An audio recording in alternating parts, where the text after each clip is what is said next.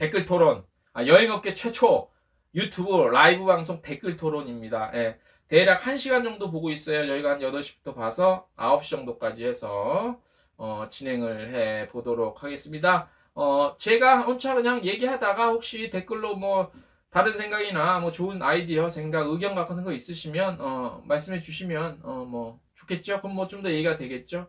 자, 오늘 일단 제목은 저희가 주제는 코로나19 이후에 우리 대형 패키지 여행사들의 운명 어떻게 될 것인가에 대한 뭐 전망, 예상, 뭐 바램 뭐 그런 것들이 있겠죠.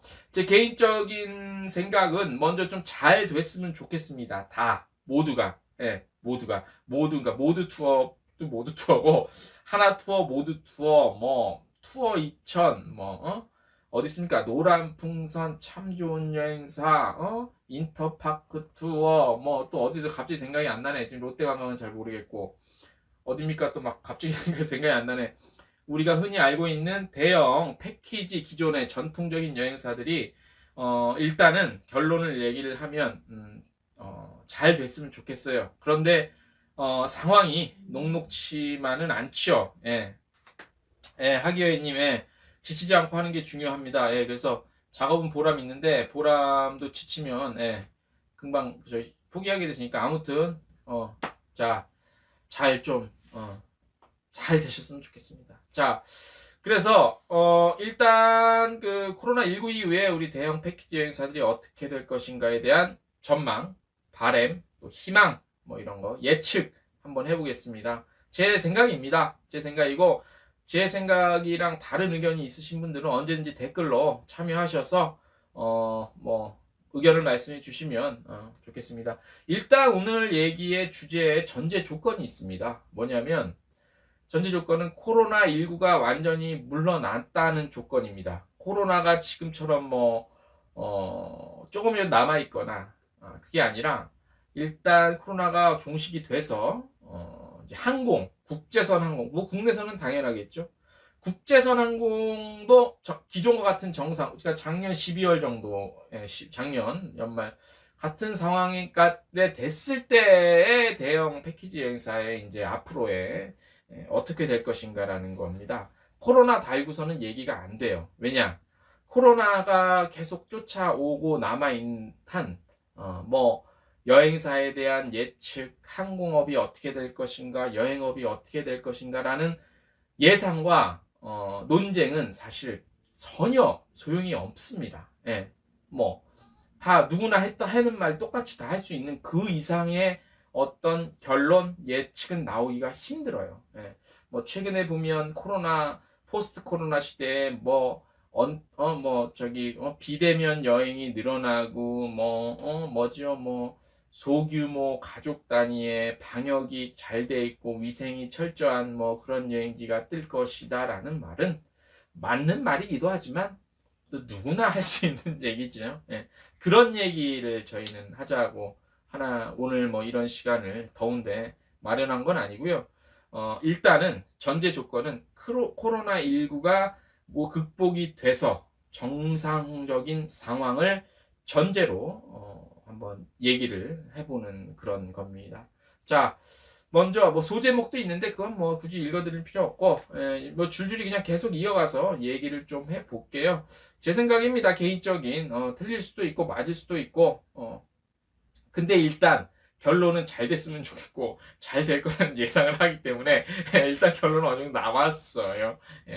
아무튼 근데 이제 무작정 옛날처럼 아무 논리도 없이 답도 없이 그야말로 물량공세해서 잘 될 거다 이거는 이제 얘기 아니지. 시대가 바뀌었고 그리고 아무리 코로나를 벗어나서 정상적인 상황이라고는 하지만 전 인류가 코로나를 한 번씩 겪었기 때문에 거기에 겪으면서 리스크도 있었고 경험치도 있었고 그 다음에 트라우마도 있고 그 다음에 코로나 때문에 영업을 못하고 비즈니스를 못한 상황에서의 그 만회를 하려면 그만큼의 또 정상적이라기보다도 비상경영 그런 때로는 약간 상식을 벗어난 영업 그러니까 범죄인 게 아니라 윤리적으로 벗어나 이게 아니라 좀 오버페이스를 할 수도 있겠죠. 그래서 그런 것들을 감안했을 때는 이제 뭐 당장은 힘들겠지만 아무튼 코로나19가 종식됐다는 상황을 전제로 하겠습니다.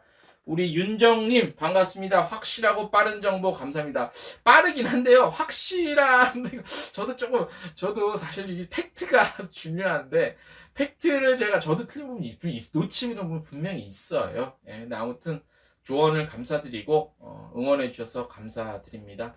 계속 열심히 할 건데 자 그래서 코로나 극복 정상화인 상황을 전제로 해서 말씀을 드리겠습니다. 먼저 우리 여행 업계도 그렇고 우리 다른 그냥 일반 동네 저쪽 동네 얘기도 그렇고 뭐 앞으로 이제 뭐 코로나 나오기 전부터 그랬죠. 개별 여행 계속 더 늘어나고 이제 여행사 패키지는 죽었는데 그러면 그동안 우리 여행업계에서는 또 그런 얘기도 나오죠. 그러면 여행사들은 도대체 뭐 한 거야? 왜 안 되는 걸 우리 탓해? 왜 안 돼? 그런데 이건 좀 어폐가 있는 그런 의견들이라고는 좀 보여요. 왜냐하면 여행사가 그동안 무슨 잘못을 했습니까? 예, 그냥 열심히 먹고 살았습니다. 예, 어떻게든지 가격 마진 최소화시켜서 뭐 대한민국 국민들을 좋은 여행을 보내자는 그런 사명감은 없었겠지. 비즈니스니까 영업을 많이 잘해서 비즈니스 성과 잘해서 수익을 창출해서 돈을 벌어서 내 통장에 두둑거리 세우는 게 사실 우리 목적 아닙니까? 그리고 이제 정상적인 방법, 정당한 방법으로 여행 상품을 팔아서 그런데 여행사가 무슨 잘못이 있어?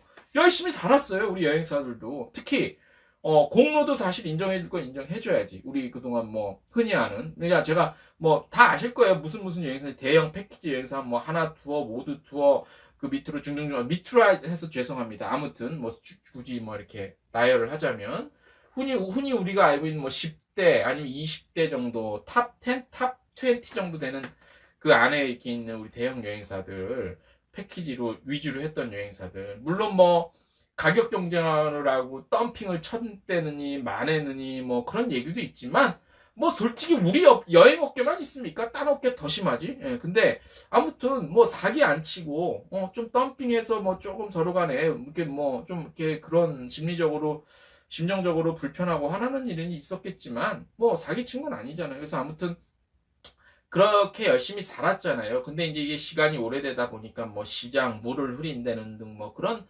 비판, 비난, 지적 뭐 나올 수 있죠. 그래도 아무튼 각 개별로 우리 여행사 각 개인별 그 개별 여행사 각 뭐 업체들끼리는 끼리가 아니라 각 업체별로는 열심히 인생을 잘 살아오셨습니다. 그리고 솔직히 대한민국의 그 여행업의 위상도 그분들의 그 공은 분명히 있어요. 우리나라 뭐 국가 입장에서는 한국 사람이 해외 여행을 많이 가면 뭐 관광 저걸로 적자라 수지 적자라 뭐 그런데 아무튼 우리나라 사람 그 덕에 좀 많이 1988년 89년 그 해외여행 자유화 이후에 많이들 나가는데 사실 좀 기여한 부분은 있죠. 대한항공도 그렇고 아시아나항공도 필두로 해서 우리 초창기에 뭐 국일 여행사부터 해서 뭐 그다음 이제 모두 하나로 이렇게 갈라지고 변해지면서 이름 바뀌면서 그렇게 지금까지 한 30년 이상 잘 또 해 오셨고 또 그랬죠. 뭐 그 가운데 뭐 어려움도 물론 있었지만 그래도 지금까지 잘 버텨왔는데 이제 이게 완전히 그동안 경험하지 못한 그런 좀 일들을 닥쳐서 그러는데 그래서 뭐 개별 자유여행 시장이 성장하는데 대응을 못했다고만 볼 수는 없죠. 그 세상이 그렇게 변한 거지. 뭐 여행사가 우리 기존의 뭐 패키지 여행사들이 개별 자유여행 시장이 커질 때 대응을 못했다고 지적받을 일은 그건 아닌 것 같습니다. 세상이 변한 거지. 세상이 변한 데 따라서 또 다른 쪽에서는 그 시장을 또 예측도 하고 또 아니면 또 발빠르게 움직여서 그거에 맞는 상품들을 조금 발빠르게 젊은 감각도 있었겠고 선보여서 그렇게 같이 시장을 이끌어오고 이끌어가고 또 한쪽은 이렇게 또 기울어지면서 이렇게 하면서 밸런스를 조금 어느 정도 맞춰가면서 성장을 하는 거죠. 그래서 우리 그동안 여행사분들 안 그래도 힘든데 아무튼 그동안에 공헌도 많았다. 뭐 이렇게 말씀드리니까 뭐 뭐 굿바이 하는 것 같아. 그건 아니고 그동안에 잘 견뎌오셨고 잘 우리 여행업 성장에 많은 기여를 하셨다고 저는 생각을 합니다. 저와 다른 의견을 갖고 계시는 분들은 댓글로 남겨주시면 또 뭐 읽어드리겠습니다. 그래서 자유여행, FI, 그러니까 개별 자유여행에 대한 대응을 못했다기보다도 뭐 의지가 있으면 지금부터라도 그동안 여행업을 오랫동안 해온 건 노하우 같고 또 하면 되고, 또 뭐 그건 이제 각 업체별의 선택이니까, 그런 것들이라고 볼 수 있고요. 이어서 그래서 이제 뭐 경영학, 제가 왜 이 얘기를 하냐면, 제가 한국여행업협회랑 생산성본부에서 진행하는 그 우리 여행업 종사자 교육을 11월까지 하거든요. 온라인도 하고 오프라인도 하고. 그래서 저도 신청을 해서 지금 오늘까지 해서 이틀 동안 해서 한 구자 그 스터디를 하나 했는데 뭐 이런저런 도움이 많이 되더라고요. 여러분들도 한번 참여해 보세요. 그래서 이 코로나 사태가 일어난 것도 그렇고 사실 경영학의 어떤 기본적인 이론 그런 것들이 사실 통하지 않는 게 시장인 것 같아요. 특히 이 자유경제 체제에서의 시장, 특히 그 중에서도 예측이 불가능하다고 하기는 뭐하고 예측하기 상당히 까다롭고 어려운 분야가 이 여행업계가 아닌가 싶어요. 왜냐?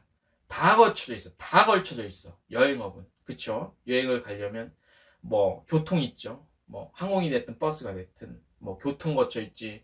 가서 분쟁 나면 관련 법 정해져 있지. 뭐 가서 뭐 또 이런 의료 관련해서 걸쳐져 있지. 가서 먹어야 되니까 식음료 관련 걸쳐져 있지. 이 다 교집합이야. 그렇기 때문에 우리 여행업이 정말로 예측이 불가능한 그런 업종이 아닌가 싶어요. 그래서 지금과 같은 코로나19 사태 때는 더 힘들고 회복도 더 느리고 그리고 정상적인 상황이라고 가정한다 하더라도 언제 어떤 리스크가 닥쳐올지 모르는 정말로 유리벽처럼 유리구슬처럼 약한 그 태생적인 구조를 갖고 있지 않나 싶어요. 그러니 이게 좀 어려워. 그래서 뭐 그렇게 하면 경영학 이론조차도 예측하기 힘든 그런 유일합니까? 아무튼 그런 굉장히 어려운 업종 중에 하나가 아닐까 싶고요. 그래서 이제 또 아까 그 얘기 이어서 이제 좀 해볼게요. 뭐 개별 여행이 계속해서 증가할 것이다. 그리고 뭐 가족 단위 여행이 증가할 것이고 또 어떤 분들은 뭐 고비용 상품을 여행을 선호할 것이라고 하네요. 그러니까 자기만 굉장히 프라이빗한 여행들이 일어날 걸 하는데 그건 약간 뭐 좀 이상해요. 저는 좀 그래. 왜냐? 자 보세요. 코로나19가 백신이 나오든 치료제가 나오면 바로 다음날부터 항공사 우리 국적항공사를 비롯해서 외항사 비롯해서 바로 그냥 다 원래대로 돌아갑니다. 원래대로 돌아간다는 게 뭐 굉장히 어떻게 들리실지 모르겠지만 뭐 지금 뭐 코로나 사태니까 마케팅 차원에서도 방역도 잘하고 물론 잘할 필요 있죠. 그리고 나중에도 잘 해줘야 되는데 지금 아마 제가 알기로는 항공사도 만석이 75 갖고 있는 비행기 좌석의 75%까지만 그 이상은 못 채울 거예요. 제가 알기로. 근데 뭐 그게 뭡니까? 기존의 우리 코로나19 이전 정상적인 상황처럼 똑같이 돌아갑니다. 그리고 고비용 여행을 선호하는 사람, 뭐 요게 있는 사람은 요 땡전이 있는 사람은 그렇게 하실 수 있겠지만 사실 현실적으로는 좀 현실성 떨어지는 얘기죠. 고비용 여행이 선호할 것이다? 아니에요. 똑같아요. LCC 저비용항공사 타고 가까운 동남아 뭐 일본, 중국, 일본 비롯해서 동남아 많이 가고 유럽은 뭐 좀 큰 비행기가 가야 되니까 대형 항공사께 외항사가 됐든 뭐가 됐든 그런 식의 똑같이 갑니다. 그리고 물론 가족 단위는 이제 늘어날 거는 같아요. 왜냐하면 이거는 코로나랑 상관없이 코로나19 요거랑 상관없이 가족 단위 여행은 한 몇 해, 2, 3년 전부터 통계자료 보면 2, 3년 맞습니까? 한 3, 4년. 3, 4년? 그래, 3, 4년으로 보자. 한 3, 4년 정도부터 가족 단위 여행이 증가하긴 했어요. 이게 왜냐면 우리나라 대한민국의 어떤 사회적인 분위기가 좀 그렇게 바뀌고 있거든요. 그죠? 다 아실 거예요. 예전처럼 막 회사에 회식들 줄어들고 집에 일찍 들어가고 그다음에 문화생활 늘어나고 그다음에 이제 뭐 정부에서 하도 결혼 안 하고 애를 안 낳으니까 계속 장려해 주잖아요. 그쪽 지원도 해주고 하니까 우리 이제 신랑들도 남편도 이제 집에 와서 가사일 돕고 그런 이제 문화 자체가 한국인의 삶의 그러니까 라이프 스타일 자체가 그쪽으로 좀 변해가는 추세에 따라서 이거는 가족 단위 여행이 늘어나는 거는 맞지요. 이건 코로나랑 전혀 상관없이. 예. 한편으로는 이제 이게 어떤 그 선진국이라고 할 수 있죠. 우리도 이제. 근데 선진국의 보편적인 라이프 스타일, 패밀리 스타일, 뭐 가족 삶의 스타일, 뭐 이런 거기 때문에 가족 단위 여행은 당연히 늘어납니다. 늘어나고 근데 고비용 여행 상품이 선호는 할 수 있지. 선호는 저도 해. 돈이 없어서 그렇지. 선호는 하겠죠. 하지만 이게 늘어나기는 조금 쉽죠. 현실성이 좀 떨어집니다. 하기여인님, 백신이 결국 나오기를 기다려야겠네요. 예, 아마 백신이 나와야 뭔 얘기가 될 것 같습니다. 우리 하기여인님 러시아에 계셔서 아시겠지만 러시아에서 그때 우리 뿌찐 형님이 제가 거기 러시아에 있을 때 잠깐 제 얘기 러시아에 있을 때 1999년 12월 31일이었습니다. 밤 12시가 이제 다가오는 시간이었습니다. 제가 이제 와이프랑 같이 TV를 보고 있었습니다. 1999년 12월 31일. 자, 근데 이제 카운트다운 하잖아. 카운트다운 하는데 그때 대통령이 누구였지? 보리스 엘친. 보리스 엘친이 1999년 12월 31일 12시 다오기 임박하기 몇 분 전에 나와갖고 다음은 우리 뿌찐이 대통령을 할 것이다라고 지정을 했어요. 내가 그 현장에 내가 러시아 모스크바에 나 있었거든. 예, 우린 그 역사적 장면에서 근데 그 이후로 총리한테 한 번 대통령 자리 넘겨주고 제가 귀국한 지 20년이 다 됐는데 아직까지 대통령을 하신대. 우리 뿌찐 형님이 고향이 여기에요. 상트페테르부르크예요. 예, 하기여인님 잘하실 거예요. 근데 아무튼 내가 왜 뿌찐 우리 형님이 백신 그거 러시아에서 했잖아요. 뉴스 나온 다음에 한국에 관련 우리 여행업종 주가 그때 팍 올랐잖아요.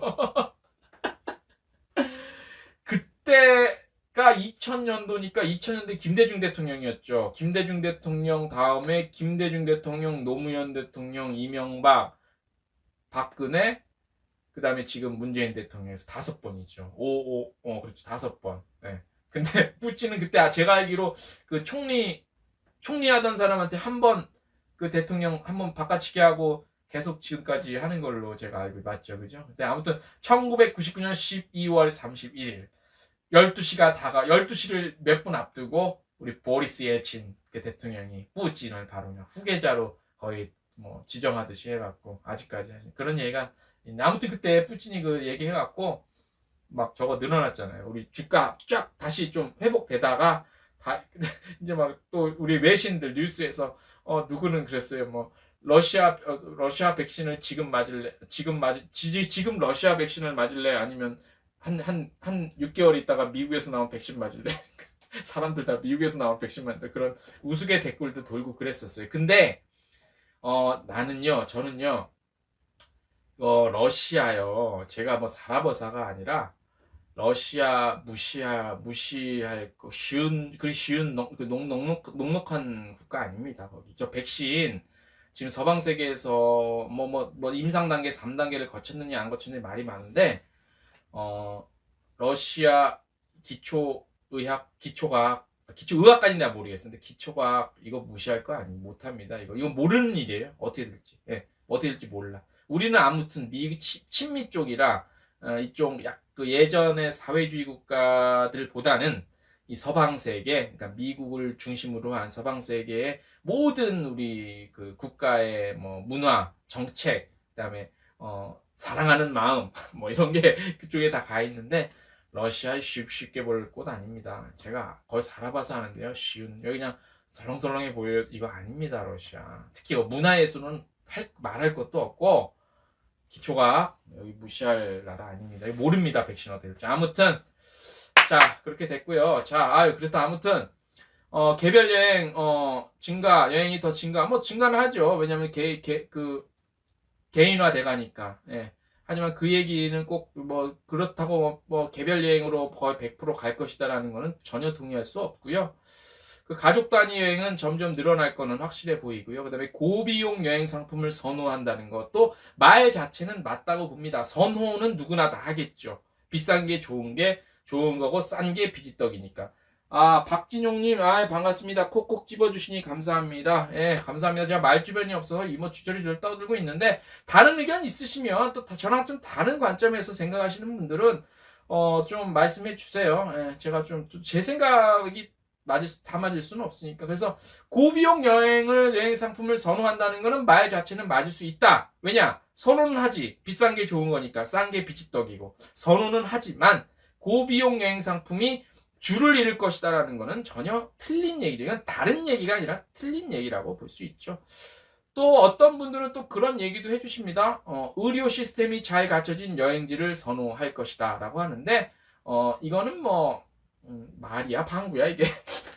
의료 시스템이 우리나라만큼 잘 갖춰진 나라가 세상에 어디 있어? 어느 나라냐 이거야 내 말은. 어느 나라. 의료 시스템이 잘 갖춰진 거라기보다도 지금 코로나19 사태니까 뭐 이런 방역 시스템이 지금 당장에서는 이게 지금 나오는 얘기들이거든요.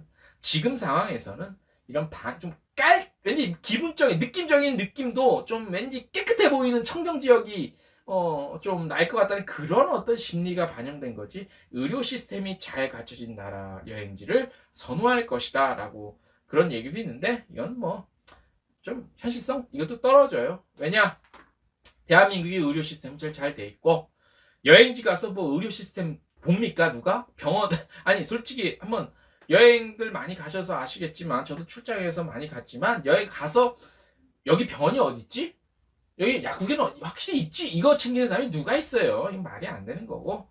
그리고 이런 나라가 얼마나 돼요 전 세계에. 그래서 의료 시스템이 잘 갖춰진 여행지를 목적지를 선호한다는 것도 그냥 어떤 불안한 심리를 대변해 주는 것이 아니냐, 뭐 그런 뭐 반증이 아니냐, 뭐 그런 그런 정도로 이해를 하면 좋을 것 같습니다. 자, 그 다음에 잘 안 알려진 여행지를 선호할 것이다. 그러니까 기존에 안 알려진 여행지를 선호할 것인가인데 이것도 말만 놓고 보면 맞죠. 선호는 하지, 선호는 해, 선호는 하는데 실제로 그걸 갈 것이냐. 갈 것이냐가 문제인데 또 하나 더 중요한 문제는 뭐냐면 그러면 잘 안 알려진 여행지는 우리도 모르는데 누가 발굴합니까? 누가 발굴할 사람이 있습니까? 솔직히 말해서 지금 우리 대한민국 사람들이 여행을 가요. 그죠? 아웃바운드 이제 뭐 이번 코로나 때문에 그렇지 사실 뭐 3천만 코앞에 두고 있었다 없었다 뭐 2,800까지는 갔잖아요. 2,800만까지는. 근데 솔직히 대한민국 사람들 여행 갈 때 입소문, 그죠? 입소문. 야, 어디 가면 돼 좋더라. 가자. 뭐 친구들끼리나, 뭐 지인들, 엄마들끼리나, 지인들. 그 다음에, 어디 내가 여행을 언제 가을에 가야겠어. 그러면 어디를 갈까? 동남아를 갈까? 그러면 일단 검색을 하죠. 동남아 가을 여행 하면 뭐 또, 뭐 블로거들 많이 참고하고. 이제 해서 이제 뭐 또 이거 이제 사이트 뒤지고 해갖고 뭐 가격 비교도 해보고 해서 순서가 딱 고정화돼 거의 아마 90% 이상이 비슷할 거예요. 예. 뭐 이런 요즘에 대한민국 사람이 이 과정을 거치지 않고 여행 가는 사람은 특히 해외여행입니다. 안 가는 사람은 없을 거라고 봅니다. 저 또한 그렇고. 예. 그래서 예산 대충 때려보고 또 그 패턴 아니면 처음 여행을 가자라는 어떤 그 움직임이 시작될 때는 집안의 여자, 그러니까 엄마들이 나서서 하거나 아니면 뭐 또 때로는 요즘에 아빠들도 좀 이렇게 많이 굉장히 이렇게 막 가족들이랑 소통 잘하는 아빠들 많잖아요. 아빠들이 먼저 가자고 하는데 또 애들은 항상 가자고 그러고 안 따라오는 자식들이 몇몇 있긴 하지만 그런 이 패턴이라는 게 순서라는 게 있잖아요. 순서가 딱딱딱딱. 그래서 사실 갈 만한 데를 사람이 많은 데를 갈 수밖에 없어요. 그죠? 알려진 데. 아니면 이제 방송 같은 거 통해서 나오는데 가장 히트 쳤던 게 한 4, 5년 전에 그 꽃보다 할배, 꽃할배가 이제 히트를 치는 바람에 아주 난리가 났었죠. 그래서 사실 이 꽃할배 제가 뒷얘기를 해드릴게요. 비하인드 스토리. 꽃할배가 사실 출발은 그 꽃할배 때문에 가장 히트 친 나라가 스위스였잖아요. 그때 첫 편 스위스. 근데 사실 출발은 파리에서 했거든. 에펠탑 앞에서. 스위스가 너무 이게 부각돼갖고 파리에서 출발한 걸 사람이 잘 기억을 못하고 아무튼 그 시리즈가 히트를 쳐갖고 크로아티아도 엄청 갔잖아요, 우리나라 사람들이. 그래갖고 크로아티아에 있는 현지인들이 우리 한국 사람 같은 보면은 아니 도대체 한참 많이 갈 때, 크로아티아 많이 갈 때, 아니 도대체 한국에서 무슨 일이 일어났길래 우리 크로아티아 이렇게 한국 사람이 갑자기 많이 오냐, 이런 얘기가 나올 정도였거든요. 그래서 그 이후로 이제 탄력 받아갖고 한국의 크로아티아 관광청 사무실 오픈하느니 마느니 하고, 원래 올해 초 상반기쯤에 오픈했어야 되는데 이 코로나 때문에 아마 다 뒤집어진 것 같고, 그래서 아무튼 그런 패턴이 우리나라 아웃바운드 해외여행에 그런 패턴들이 있었고, 이런 패턴들은 주로 이제 이렇게 패턴이 이어지면서 여기서 패키지 여행사들이 이 패턴이 이렇게 변하니까 패키지 여행사들이 계속 빠지기 시작하면서 뭐 OTA들 또 등장하면서 OTA가 치고 올라가면서 이제 상황이 약간 밸런스 이렇게 되는 상황이었죠. 그죠? 예. 그래서 뭐 이렇게 누가 발굴할 사람도 모르면서 잘 안 알려진 여행지를 선호할 것이라고 그러는데, 선호는 하겠지. 하지만 잘 안 가지. 겁나고. 가족 단위 여행 가고, 앞에는 그렇잖아. 요즘에 그렇다면서요. 가족 단위로 많이 가고 개별 여행 선호한다는데, 잘 알려지지 않은 여행지를 가족 단위가 선호하겠습니까? 이거는 앞뒤가 안 맞는 뭐 그냥 의견일 뿐이다. 예, 그렇게 생각이 되고. 자, 그래서 추세와 변화는 이제 이렇게 가는 상황이었습니다. 그죠? 그래서 이제 코로나 때문에 잠시 지금 저기 스탑돼 있는 상황이라고 볼 수 있죠.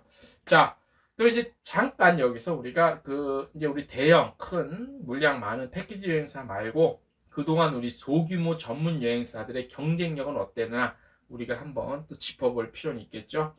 뭐 무슨 강의 시간도 아닌데 왜 이걸 내가 짚고 있는지 모르겠지만 아무튼 예.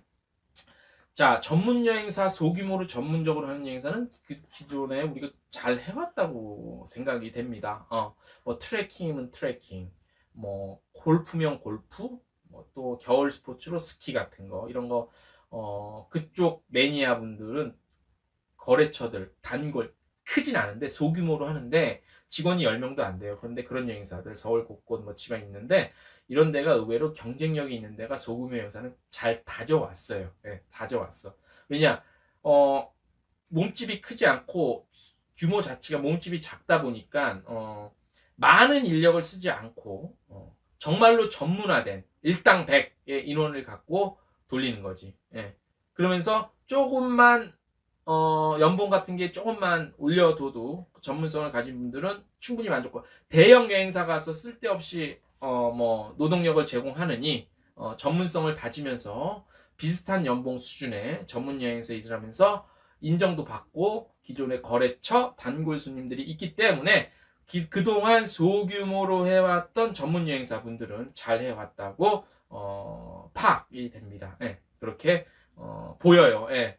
물론 이제 지금 전문 여행사들도 많이 지금 쉽지가 않죠. 뭐 나가는 게 있어야 그렇죠. 그래서 그런 게 있고, 그 다음에 그 중에서 지금이 위기에서도 얼마 전에 며칠 전에 우리 여행신문에서 기사가 한번 했잖아요. 스무 여행사인가요? 거기는 이제 곧바로 이렇게 트래킹 쪽인가로 이렇게 바꿔갖고, 바로도 오히려 뭐 매출적인 부분에서는 뭐 기존보다 더 괜찮은 그런 현황을 보이고 있다라는 그런 제가 기사를 봤는데, 이 와중에 그러신 분들이 있는데, 물론 이제 굉장히 극소수죠. 극소수라 쉬운 건 아닌데, 아무튼 그런 사례도 있다라는 거에 대해서 주목을 좀 해볼 필요는 있을 것 같습니다. 하기여인님이 댓글 하나 알려주셨습니다. 러시아 현지에 있다 보니 한국 여행사와 기관들 상황을 전혀 모릅니다. 이런 채널을 이 생각을 넓혀주는 좋은 시간인 것 같습니다. 여러 다양한 이야기를 듣고 싶습니다. 대형 여행사, 전문 여행사 등등등, 예, 다양한 얘기를 좀 해주셨으면 좋겠는데, 이 댓글을 사실 이렇게, 왜냐면 실명이 아니더라도 이제 본인의 존재가 드러나는 게 사실 조금 부담스러운 분들도 있겠죠. 근데 뭐 그러면 저는 어떻겠습니까? 이걸, 예, 그래서 아무튼 편안하게 뭐 의견들 나눠주시면 좋겠습니다. 제가 중간중간에 이렇게 글 읽어드릴 테니까 우리 한 11명 지금 10명 이상 계시는데 혹시 뭐 편하게 의견 뭐 좀 남겨주시면 뭐 서로 소통도 되고, 또 이제 또 이러다 보면은 또 댓글 남겨주시다 보면 또 우리 업계에 계신 분들은 또 서로가 또 이렇게 어떤 비즈니스 파트너로도 사람 일 몰라요. 사람 일 이거 어떻게, 제가 이 여행 이거 사람 일 모르는 겁니다. 그래서 아무튼 댓글 많이 해주시고 관심 가져주시고, 제가 어디까지 얘기했습니까? 예, 그래서 소규모 여행사에 좀 집중해 볼 필요가 있을 것 같습니다. 그 인바운드가 됐든 아웃바운드가 됐든 국내 여행이 됐든 물론 전반적인 지금 포커스는 아웃바운드 여행사 중심으로 지금 맞춰서 제가 말씀을 드리고는 있지만 우리 소규모 여행사들에 대한 그 굉장히 전문성을 갖고 있는 소규모 여행사들 이 코로나 끝나고 나서도 우리 또 뭐 정부에서도 이런 좀 여행사들을 관심을 갖고 좀 육성을 좀 해줬으면 좋겠어. 예. 왜냐하면 이 여행사들은 갖고 있는 노하우가 정말 있어요. 진짜 자신만의 노하우가 있고 자신만의 그 단골 손님 고객이 있기 때문에 이런 소규모 여행사들 10인 미만 그래서 그 인바운드가 됐던 아웃바운드가 됐던 그런 여행사를 좀 집중적으로 좀 투자도 좀 많이 해주고 육성을 해줘야 우리가 이렇게 밸런스를 좀 유지해가면서 성장할 수 있어요. 사실 시대가 변하니까 어쩔 수 없지만 글로벌 OTA가 지금 거의 시장을 잠식하는 이거 일방적으로 이렇게 된다는 건 사실 좀 문제가 있어요. 이 얘기를 2000년대 초에 2010년대 초에 익스피디아를 필두로 우리나라에 막 진입해갖고 막 이제 막 쫙쫙 들어오기 시작할 때였어요. 쫙쫙 들어오기 시작할 때였는데 그때 제가 한국관광신문에 지금은 이제 트래블데일리지만 그때 한국관광신문에 제가 이제 취재부장으로 기자로 그때 일하고 있었는데 그때 이제 제가 그 모시던 우리 그 대표님 계세요. 지금 우리 또 여행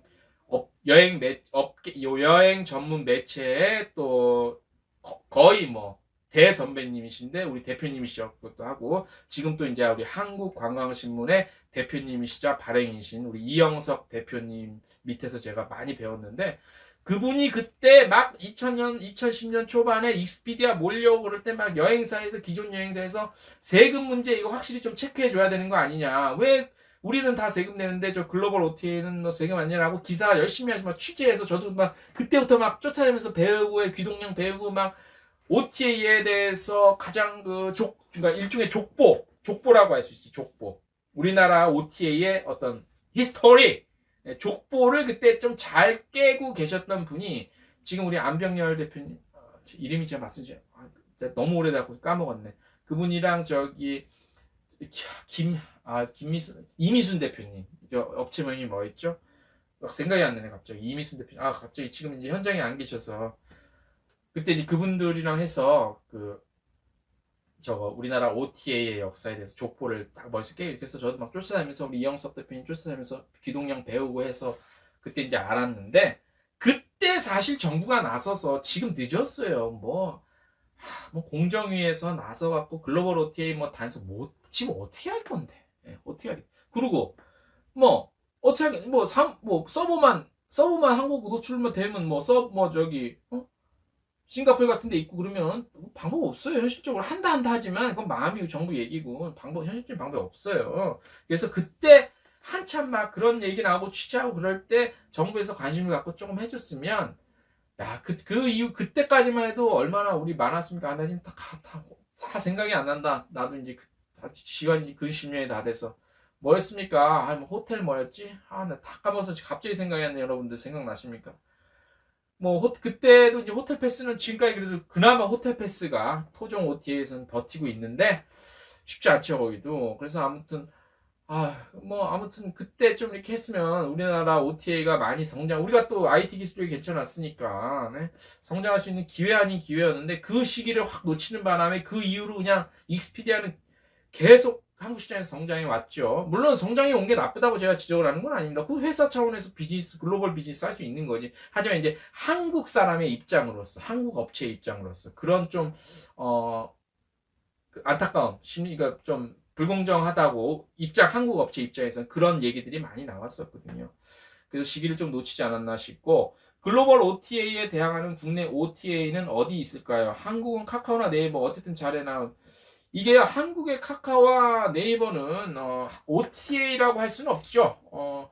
뭐 네이버 같은 데서도 여행 상품을 팔고 있지만 전문적으로 여행 상품을 판다고 할 수는 없고 그리고 사실 뭐 네이버가 한국에서나 네이버지 뭐 익스피디아에 비할 건 아니죠. 그 다음에 카카오도 이제 뭐 OTA라고 할 수는 없습니다. 온라인 트래블 에이전시라고 할 수는 없고 그래서 카카오 네이버에 기댈 수밖에 없는 상황이지만, 예, 아무튼 지금이 늦었을까요? 글쎄 늦었을까 어떤지 모르겠습니다. 늦었는지 안 늦었는지 모르겠는데 호텔 패스가 그나마 좀 버티고 있는데 이런 데에서도 좀 선방을 해주고 정부에서 지원을 좀 키워줬으면 좋은데 이제는 막 트립닷컴 까지 밀고 들어오고 하니 뭐 시장 뭐 우리나라 사람들이 이제 뭐 다 그렇게 알고 있잖아요. 당연스레 이제 해외여행 가려면 뭐 카약, 스카이스캐너, 호텔스 컴바인, 익스피디아 뭐 기타 등등해서 그런 데를 우선적으로 검색을 하죠. 죄송스럽지만 저도 그거를 우선적으로 검색할 수밖에 없거든. 왜냐? 물량이 제일 많어. 네. 그리고 제가 보면은 이제 특히나 이제 또 비교를 좀 하자면 이제 트립닷컴도 같은 곳을 갈 때 해보면 익스피디아가 트립닷컴보다 물량이 조금 더 개수까지 말씀드릴 수 없지만 좀 이렇게 걸리는 호텔들이 많이 있고요. 그런 상황이라고 볼 수 있습니다. 그래서 그런 좀 시기를 놓치지 않았나 한국에서 그래서 그런 게 굉장히 안타깝고요. 자, 전문가가 별로 없다라는 또 얘기를 좀 해볼게요. 전문가. 이거는 저희가 여행사 분들한테 욕을 좀 먹을 수가 있는데, 글쎄, 우리 이제 여행업이요. 뭐 수수료를 받아야 된다. 상담 수수료를 받아야 된다. 예를 들어서 이제 뭐, 우리가 변호사 사무실 가서 법률 상담을 받으면, 내잖아요, 돈을. 근데 우리 대부분의 여행사 사람들, 우리 여행업계 계신 분들도 여행사 계신 분은 이제 뭐 그런 여행 상담을 해주면 뭐 수수료 받고 이런 체제로 바뀌어야 된다는데 현실성이 굉장히 떨어지죠, 그죠? 예. 아마 이런 얘기하면 뭐 사람들이 조금 비웃음이 나올 것 같아요. 솔직히 말하면 비웃음이 나올 것 같아요. 자, 고객들이 대부분 여행사에 이제 뭐 개별 여행사가 한참 잘 될 때도 그나마 그때는 괜찮았지. 뭐 인터넷이 많이 활성화 안 되고 그럴 때는 이제 여행사에 의지할 수밖에 없었지. 항공 발권도 해야 되지. 현지 모르니까 일정도 모르지. 근데 지금 이제 인터넷 때문에 이렇게 된 세상이 이렇게 바뀐 지 오래됐잖아요. 근데 이 상황에서 어떤 고객이 가서 여행사 가서 자 갈 겁니다. 예를 들어서 어디 갈 겁니다. 좀 일정이랑 언제 갈 건데 일정 좀 해주십시오. 하면 이렇게 했던 업체도 있죠. 모모 투어라고. 예. 근데 가서 일정 딱 나온 거 보니까 그냥 인터넷 보고 일정 뽑는 거랑 별다른 차이도 없고요. 오히려 내가 그냥 인터넷 보고 알아서 짠 일정이 조금 시간이 투자돼서 그렇지 뭐 더 나아. 그러면 우리 여행사, 여행업체가 어떤 전문성이 있습니까? 전문성이 있다고 할 수는 없죠. 그 사람들 입장에서 봤을 때 우리 스스로 그냥 우리라고 해서 저도 이제 여행업계 한 식구라고 생각을 해서 우리라고 합니다만 예? 그런 측면에서 우리가 과연 기존에 아닌 말로 요즘에 여행 아주 그냥 여행만 다니는 젊은 친구들도 많잖아요. 책을 쓰려고 한다거나 아니면 또 우리 여행 작가님들 또 얼마나 많이 다녀요. 그런 분들이나 아니면 뭐 블로거, 파워 블로거들, 아니면 인플루언서들, 뭐 여행 쪽에 이런 분들이랑 사실 해서 현지 전문성이 있다고 사실 뭐 자신할 수 있습니까? 저는 그럴 수는 없다고 봐요. 현지에서 예를 들어서 현지 랜드 업체 경우에 빼고 왜냐면 현지에 사니까 뭐 당연한 거고. 근데 사무실에 앉아갖고 여행사 사람 직구 난 여행 전문가야 여행사야. 난 여행사 하기 때 난 여행사 사장이기 때문에 난 전문가야. 근데 여행 일정 나오는 거 보고 뭐 하고 보면은 오히려 일반인들 젊은 친구들이 더 잘 짜. 근데 이게 우리가 전문가냐 이거지 내 말은. 그런 측면에서 전문가가 사실 별로 많다고 볼 수는 없어요. 저도 욕먹을 것 같다는데 전문가가 별로 없다고 할 수 있죠. 우리 여행사 경영하고 여행사는 이렇게 했고 기존의 유통 우리가 뭐 티켓이 됐건 현지 뭐가 됐건 뭐 이런 유통 과정에 해왔던 거는 계속 해왔으니까 그런 유통 흐름을 아는 것 뿐이지 정말로 현지에 대해서 얼만큼 알고 있냐 이거야. 여기서 뭐냐면 여행 컨텐츠라는 거지. 컨텐츠.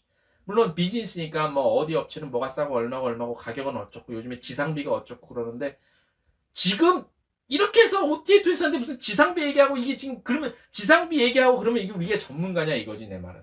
그런 전문가로 우리끼리는 인정해 줄 수 있겠지만 뭐 어디 업체는 무슨 지역 전문 여행사다. 오래 하셨습니다. 한 40년 30년 하셨어요.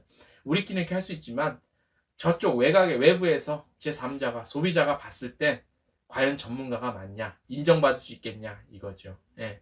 그래서 이런 부분도 조금 더 필요해 보이고, 진짜 우리 전문가들이 좀 여행업에 있어서 최근에 지금 막 한참 의사들 파업한다고 그러는데, 사실 그 사람들은 전문가 맞죠, 그죠? 지금 파업 개인적으로 마음에 안 들지만 전문가 맞잖아요, 그죠? 보통 사람이 수술할 수는 없잖아. 의학적인 전문 지식이 있잖아.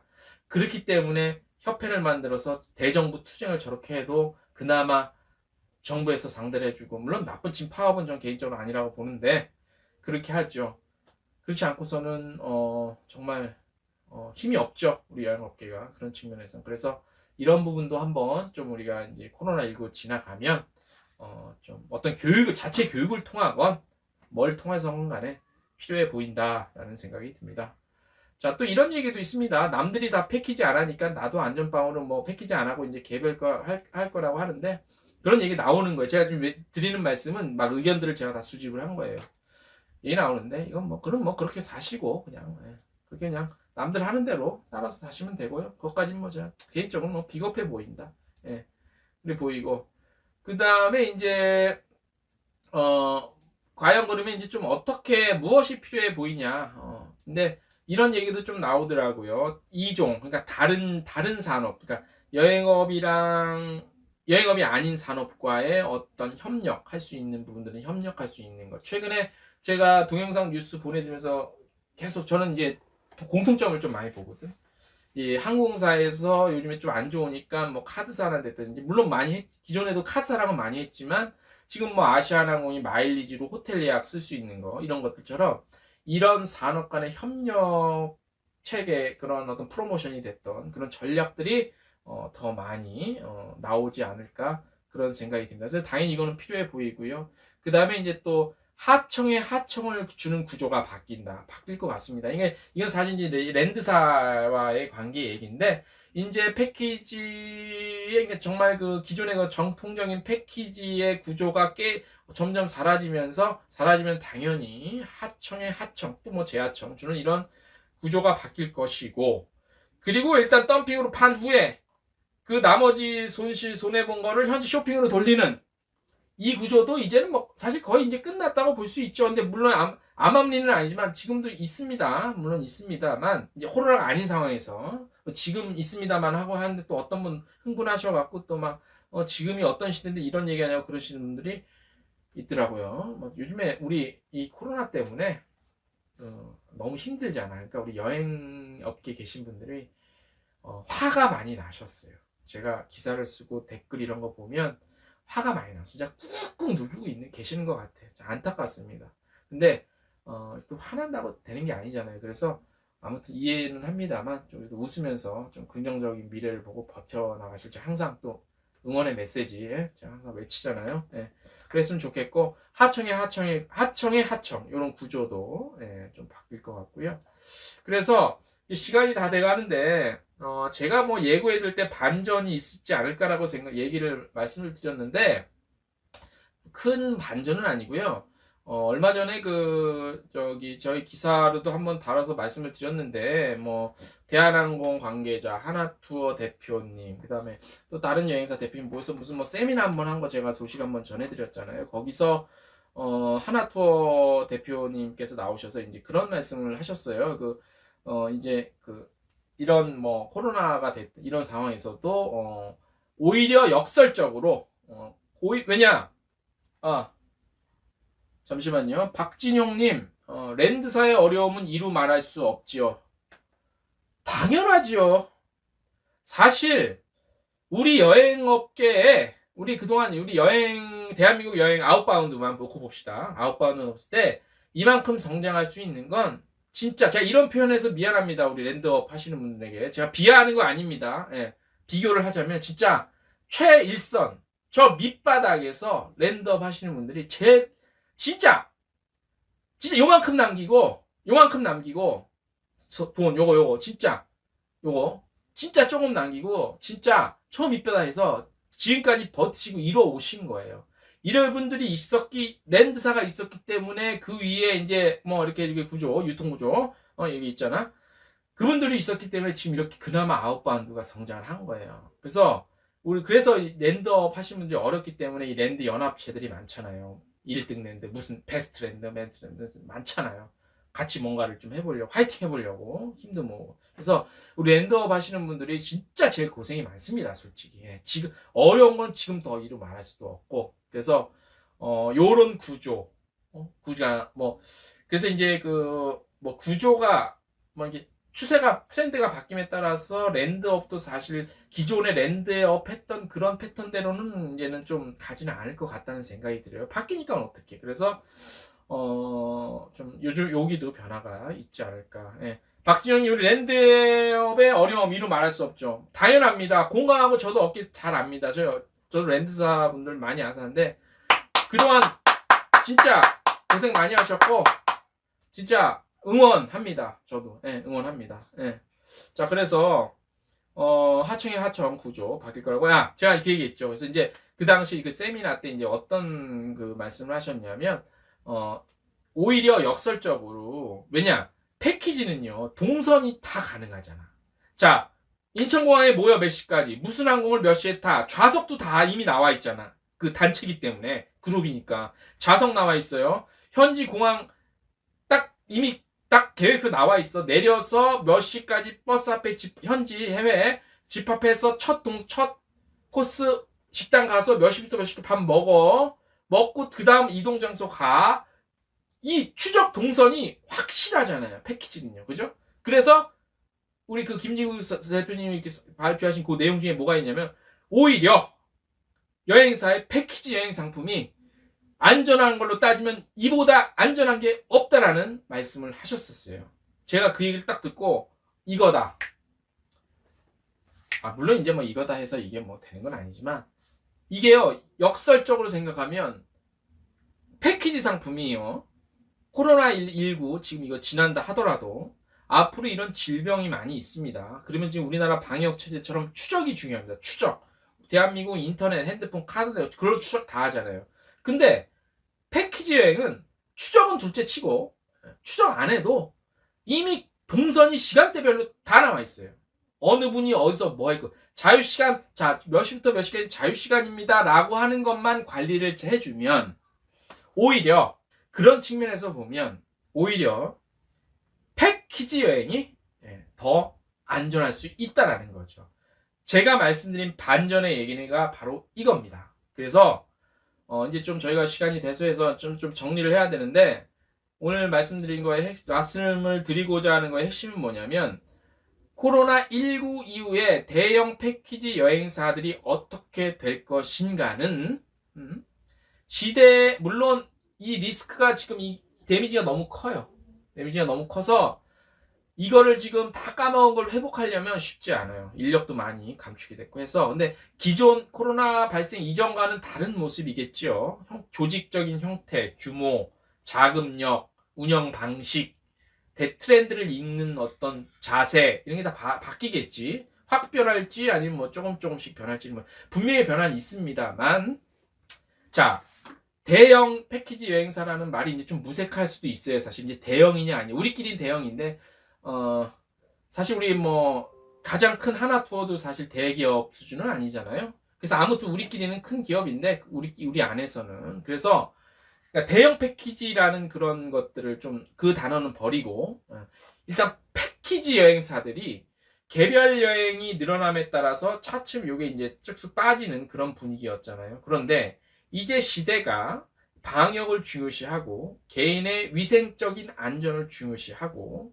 동선 추적이 어느 정도 가능하고, 그런 것들에 대한 사람들, 소비자들의 심리가 이쪽으로 관심을 갖게 되고, 그런 것에서 좀 어떤 동의가, 뭐 동의합니다가 아니라 전반적인 심리적인 동의가 이루어지고, 그리고 그 외에 우리 여행 업체나 여행사들이 그런 부분에 있어서 어필을 굉장히 논리를 만들어서 잘 이해가 가고 납득이 가게 논리를 잘 개발하고, 거기다가 마케팅적인 컨텐츠를 입혀서 홍보를 하고 활동을 하면, 이제는 코로나19 시대에 그 모든 사람들이 외치는 무슨 뭐 방역이 잘 되는 국가, 뭐 위생이 깨끗한 여행지, 뭐 이런 것들을 만족시켜 줄 수 있는 게 어떻게 보면 패키지 여행 상품이 될 수도 있다라는 거죠. 이게 제가 예고해드린 반전입니다. 예. 자, 오히려 이런 두려움, 질병에 전염병에 대한 두려움 그런 것들은 개별적으로 가면 노출이 돼요. 그죠? 그리고 물론 사생활에 있어서 추적을 당하는 거는 그 누구도 원치 않겠지만 예, 그런 여러 가지 측면을 고려했을 때 패키지 여행은 추적이 가능하기 때문에 다시 말씀드리면 추적이 가능한 정도가 아니라 시간대별로 가능하죠. 그죠? 네. 관리가 가능하기 때문에 패키지 여행은 코로나19 이후에 다시 살아날 수 있는 뭐 죽었다고 할 수는 없지만 다시 성장할 수 있는 분명한 모멘텀이다. 지금이 코로나19 지금 시대가 지금 뭐 비행기가 안 뜨고 여러 가지 제약이 있어서 못 가지만 그래서 바닥이지만 어떻게 보면 하나의 패키지 상품이 다시 한번 재평가를 받을 수 있는 모멘텀이 될 수 있다라는 게 오늘의 반전이자 제가 말씀드리고자 하는 거의 핵심입니다. 네. 역할은 그리고 준비 전략 인식하셔서 준비를 어떻게 접목을 시킬 것인가 시장에 그거는 이제 우리 여행사 분들의 몫이겠죠. 예. 자, 우리 윤정님 맞습니다. 폭설이나 태풍, 결항 등의 패키지 여행은 손님을 반드시 보호해 줍니다. 대형 여행사가 모든 일을 하는 게 아니라 랜드사에게 하청을 주지요. 예. 좀 좋은 방향으로 좋아졌으면 좋겠습니다. 예, 맞습니다. 예. 패키지가 이런 결항, 어려움, 현지에서 어려움 때 패키지는 책임감을 갖고 여행사에서 책임감을 갖고 일종의 쉬운 말로 책임을 져주니까 안심이 되죠. 그래서 지금 다시 말씀드리고 정리를 할게요. 포스트 코로나 시대에는 사람의 심리가 그게 위생적인 안전이 됐던 신체적인 안전이 됐던 바이러스를 겁내서 거기에 대한 안전이 됐던 간에 그런 쪽으로 많이 바뀔 거라고 예측들을 다 발표를 하는데 그러면 거기에 맞는 여행 상품이 패키지 상품이다라는 얘기는 왜 아무도 안 하냐 이거죠. 그래서 지금이 바뀔 수 있는 재반등할 수 있는 모멘텀의 가장 적절한 시기다라는 것을 말씀드립니다. 저의 아이디어는 아니었고요. 제가 말씀드린 세미나에서 나온 한 패키지 여행사의 대표님의 아이디어이자 소견이었습니다. 그래서 가능하고요. 그래서 이런 부분들을 어필을 계속 좀 해야 됩니다. 우리 여행업체 해서 하루 이틀 끝날 것 같지 않아요. 지금 오늘 연말에 넘길 것 같아요. 넘길 것 같으니까 이런 식으로 해서 패키지 여행이 정말 추적이 가능하고 안전하다. 그리고 이건 아웃바운드 뿐만이 아니라 인바운드도 그렇다. 왜냐면 인바운드 오면 관리하면 되잖아. 추적 가능하잖아. 시간대별로. 그래서 유진님 항상 잘 보고 있습니다. 감사합니다. 예. 예. 그래서 인바운드가 됐던 아웃바운드가 됐던 여행사를 통한 패키지 상품은 추적, 동선이 너무나 확실히 파악이 가능하기 때문에 우리가 협회가 됐든 여행사끼리가 됐든 아무튼 어떤 식으로 좀 어필을 해서 지금은 너무 지금 3단계 가능. 지금은 좀 분위기 봐야 될 게 지금 안 되고 요 위기 좀 겪은 다음에 요런 부분을 좀 어필을 해서 이 추적이 가능하고 100% 가능하고 더 깔끔하게 여행 상품 운영을 할 수 있는 이 패키지 여행에 대한 안전성을 어필을 하셔서 반등의 모멘텀의 시간으로 가지셨으면 좋겠습니다. 그게 오늘 제가 드리고 싶은 말씀의 핵심이었습니다. 자, 웬만한 얘기는 오늘 제가 다 말씀을 드렸어요. 그래서 코로나19 이후 대형 패키지 여행사들 어떻게 될 것인가 오히려 반등의 모멘텀이 있다 라는 결론으로 제가 좀 정리를 해봐도 되겠죠. 궤변은 아니죠. 궤변입니까? 우리 조금 들어오신 분들도 그렇고 우리 댓글 남기신 분들도 제가 궤변이었나요? 저는 나름대로 좀 일리가 있지 않았나 싶어요. 논리는 없었어도 일리는 지극히 좀 상식적으로 우리가 한번 검토해보고 따져볼 문제는 아닌가라는 생각입니다. 제 생각이 틀릴 수도 있고 맞을 수도 있는데 맞겠죠 뭐. 자, 오늘 고맙습니다. 저는 동의합니다. 윤정님 맞죠 제 말이. 맞다니까. 패키지 여행이 안전해. 얘기를 해줘야 돼. 인바운드가 됐든 아웃바운드가 됐든 언제까지 우리가 이러고 있어야 됩니까? 아무튼 됐고요. 박진용님 감사합니다. 저도 동의합니다. 예, 감사드리고요. 자, 오늘 사실 겁이 좀 났어요. 한 명이라도 저는 너무 좋았을 것 같습니다. 모경건님, 본부장님, 왜 이제 나타났어요? 구독자, 항상 감사합니다. 우리 본부장님. 예, 왜 이제 나타나세요? 이제 다 끝나는데. 본부장님, 제가 연락 드릴게요. 예, 뭐 문구 수정할 것도 있고 해서 제가 다음 주 중에 연락 한번 드릴게요. 제주도 요즘에 잘 되고 있죠? 제주도 잘 되셔야 돼. 근데 하도 이상한 사람들이 가서 코로나 퍼뜨리고 말이야. 제주도 잘 되셔야 되고, 잘 되셔야 됩니다. 우리 여행사 분들 잘 되셔야 되고, 그래야 뭐 아시죠? 그래야 저도 콩고물이 떨어지죠. 예. 그래서 아무튼 해주시고, 자, 오늘 사실 사람이 아예 없으면 어떡하냐. 0명이면 어떻게 나 혼자 떠드는 거 재미없잖아요. 걱정을 했는데 오늘도 그래도 10명 이상 채워주셔서 감사드리고요.